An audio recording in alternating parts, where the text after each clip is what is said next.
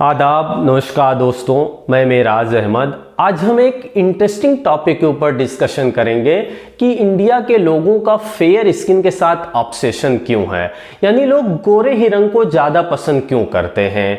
English में एक word है रेसिज्म, जिसका मतलब होता है भेदभाव या डिस्क्रिमिनेशन। डिस्क्रिमिनेशन कई लेवल पर होता है, religion, caste, community, age, gender, disability, skin colour. Skin colour discrimination को लेकर आज स्पेसिफिकली बात होगी। स्किन कलर को लेकर इस वीडियो में दो टर्म हम यूज करेंगे, एक लाइटर स्किन जिसका मतलब होता है गोरा रंग, एक डार्कर स्किन जिसका मतलब होता है काला रंग। स्किन कलर एक ऐसा सब्जेक्ट है जिस पर कभी खुलकर बात नहीं होती, मेन स्ट्रीम मीडिया पर इसकी कभी चर्चा नहीं होती। इस भेदभाव के व्यापार में जाने अनजाने हर व्यक्ति शामिल है। सोसाइटी में ब्लैक पीपल के साथ क्या क्या डिस्क्रिमिनेशन नहीं होता है, बिना बात किए शक्ल की बनावट और स्किन कलर से अक्ल का अंदाजा लगाया जाता है। ब्लैक पर्सन को मैरिज, जॉब, स्कूल, कॉलेज, हर जगह पर डिस्क्रिमिनेशन फेस करना पड़ता है। सोसाइटी में व्हाइट एलीट पीपल द्वारा यह एहसास कराया जाता है कि आप सेकेंडरी कामों के लिए पैदा हुए हैं। हालांकि ये इशू अभी भी पूरी दुनिया में जटिलता के साथ फैला हुआ है, पर इसकी बात हम इंडियन कॉन्टेक्स्ट में करेंगे। इस स्टेरियोटाइप, प्रीजुडिस, मैल प्रैक्टिस के पीछे कौन शामिल है, आखिर इसकी शुरुआत कहां से हुई, आइए सिलसिलेवार तरीके से विस्तार में समझने की कोशिश करते हैं। ब्रिटिशर्स ने इंडिया में लगभग 200 साल राज किया। अंग्रेज हिंदुस्तान में ट्रेड करने आए थे। धीरे धीरे उन्होंने इंडियन सोसाइटी को अपने तरीके से पूरा बदल दिया। अंग्रेज नेचुरली गोरे होते हैं। हिंदुस्तान के अंदर उन्होंने गोरे लोगों को प्रीफरेंस देना चालू कर दिया। अच्छी जॉब पर सिर्फ गोरे लोगों को ही रखा जाता था। डार्क स्किन लोगों को लो लेवल की जॉब पर रखा जाता था, जैसे खेतों में काम करना, मजदूरी करना, चौकीदारी करना। ग्रेजुअली एक ट्रेडिशन बन गई कि लोअर कास्ट के लोगों जनरली काले होते हैं और वो लो लेवल के जॉब के लिए ही पैदा हुए हैं। इंडियन सोसाइटी में हमेशा से जातियों का बोलबाला रहा है। लोअर कास्ट के लोगों के साथ हमेशा डिस्क्रिमिनेशन होता है। सोसाइटी में काले रंग को देखकर कई तरीके के प्रिजुडिस लगाए जाते हैं कि पर्सन लोअर कास्ट से होगा, कम इंटेलिजेंट होगा। सोसाइटी में ब्लैक्स का पॉवर्टी और मार्जिनलाइजेशन के साथ रिश्ता जोड़ दिया गया है। सोसाइटी में इलीट लोगों ने ही इस क्लासिफिकेशन को एक्सेप्ट किया है। इस तरीके से भारतीय समाज में रेशियल इनइक्वलिटी और इनजस्टिस बढ़ता चला गया। बॉलीवुड बड़े पर्दे के सहारे जिंदगी की हकीकत बताने का दावा करता है, भारतीय समाज पर बहुत बुरा असर भी छोड़ता है। हीरो होगा तो गोरा, लंबा, स्मार्ट। इंडस्ट्री में इस तरीके की चीज़ें प्रोजेक्ट की जाती हैं कि गोरा, लंबा, बॉडी स्ट्रक्चर प्राइमरी है और एबिलिटी, नॉलेज, इंटेलिजेंस सेकेंडरी है। बॉलीवुड का हमारे समाज पर कितना असर है हम सब जानते हैं। स्किन टोन को लेकर बॉलीवुड के अंदर इस तरीके का प्रोजेक्शन भारतीय समाज में इनइक्वलिटी और क्लासिफिकेशन पैदा कर रहा है। एक्टर नवाजुद्दीन सिद्दीकी और धनुष, जिन्होंने क्लियरली रिवील किया कि हमें डार्कर स्किन और गुड लुकिंग ना होने की वजह से कई बार रिजेक्शन का सामना करना पड़ा।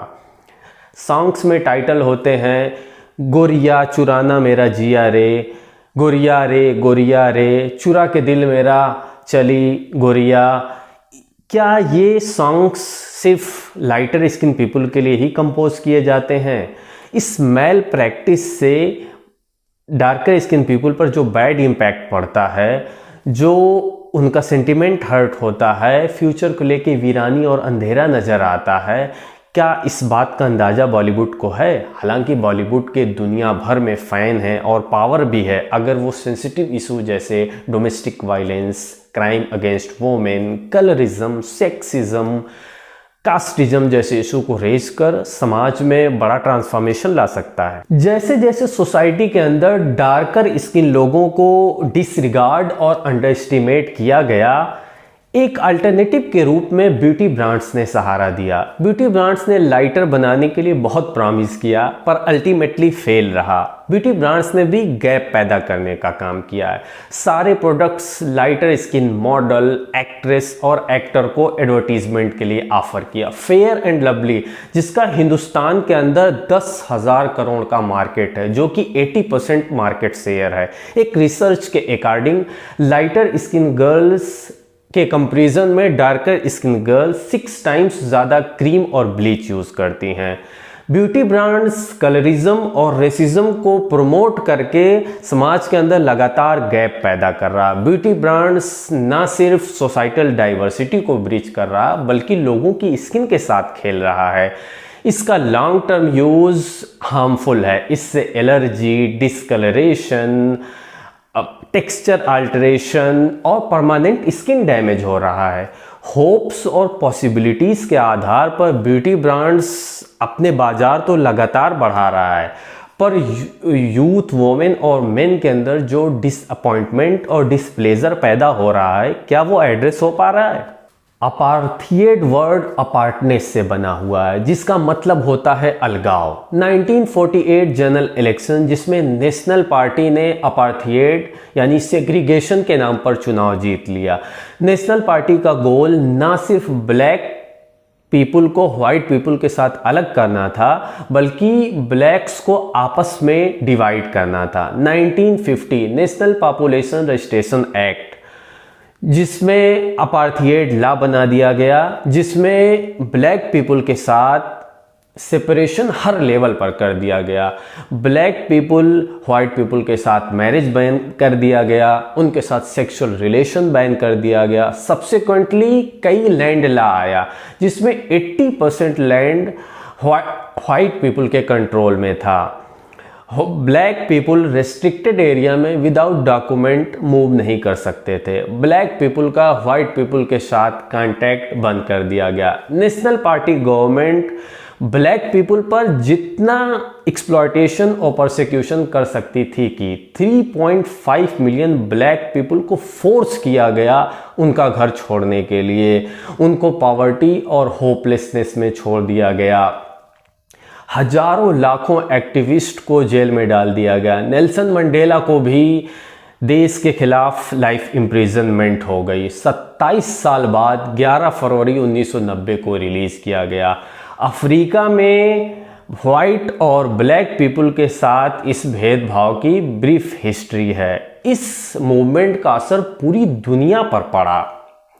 काले लोगों के साथ नफरत करने का और उन्हें ब्यूटीफुल ना बताने का एक बड़ा रीजन अफ्रीकन अपार्थियड मूवमेंट भी है। गर्ल्स का ब्लैक होना आज की सोसाइटी में किसी अभिशाप से कम नहीं है। गर्ल्स के पैदा होने से लेकर पूरी लाइफ तक रेसिज्म का सामना करना पड़ता है। स्कूल और कॉलेज में क्लासमेट्स का ताना, ग्रुप ह्यूमिलिएशन, कॉलेज के बाद जॉब सीकिंग में अनलिमिटेड डिस्क्रिमिनेशन, कंपनी कम वेज पर हायर करती है, वर्क प्लेस पर रेगुलरली कलीग टॉन्ट करते हैं, मैरिज में लड़कों की खोज के दौरान अनलिमिटेड डिमांड रखी जाती है। ये सारी चीज़ें आज भी सोसाइटी में फैली हुई हैं। अमेरिकन ब्लैक वुमेन की हिस्ट्री बहुत ही काली ट्रेजेडी है।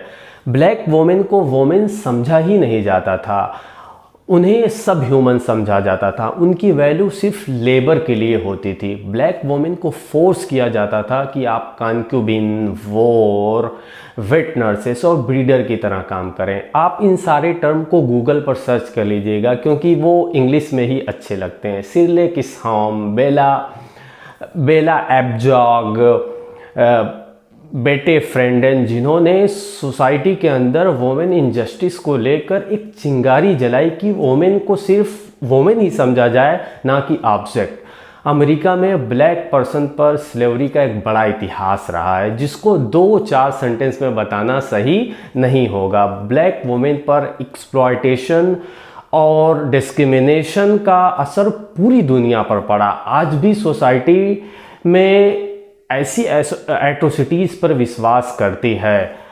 आज भी सोसाइटी ऐसे ही ताने बाने से बुनी हुई है। ब्लैक्स के ऊपर डिस्क्रिमिनेशन और वोमेन स्लेवरी तो लीगली पूरी दुनिया से एबोलिश हो चुका है, पर अभी भी लोगों के दिमाग में बैठा हुआ है। शेप और कलर को देखकर पूरी कैपेसिटी का अंदाज़ा लगा लिया जाता है। बहुत सारे इन्फ्लुएंसर लोग इस मेल प्रैक्टिस में शामिल हैं, जिससे ऐसी एट्रोसिटी को बढ़ावा मिलता है। इससे ह्यूमन के एक सेक्शन में बैड फीलिंग पैदा होती है, जिससे उसके फ्यूचर को, सोसाइटी के डेवलपमेंट को, कंट्री के डेवलपमेंट को रोकती है। इस तरीके से सोसाइटी ने हजारों लाखों टैलेंट्स को खो दिया है। इस मेल प्रैक्टिस को हर इंडिविजुअल के माइंड से निकालना पड़ेगा, क्योंकि जिस तरीके से, जिस प्रोसेस से हमारा जन्म हुआ है, उसी प्रोसेस से उनका जो शेप और कलर हमें मिलता है वो टोटली नेचुरल प्रोसेस है। हम इस तरीके से ह्यूमिलिएशन करके बड़े नहीं होते हैं। हम कंट्री के, सोसाइटी के, कम्युनिटी के डेवलपमेंट में कंट्रीब्यूट कर सकते हैं इस मेल प्रैक्टिस को छोड़ करके। बहुत बहुत शुक्रिया ये वीडियो देखने के लिए। प्लीज़ इस वीडियो को ज़्यादा से ज़्यादा शेयर करें और हमारा चैनल सब्सक्राइब करें।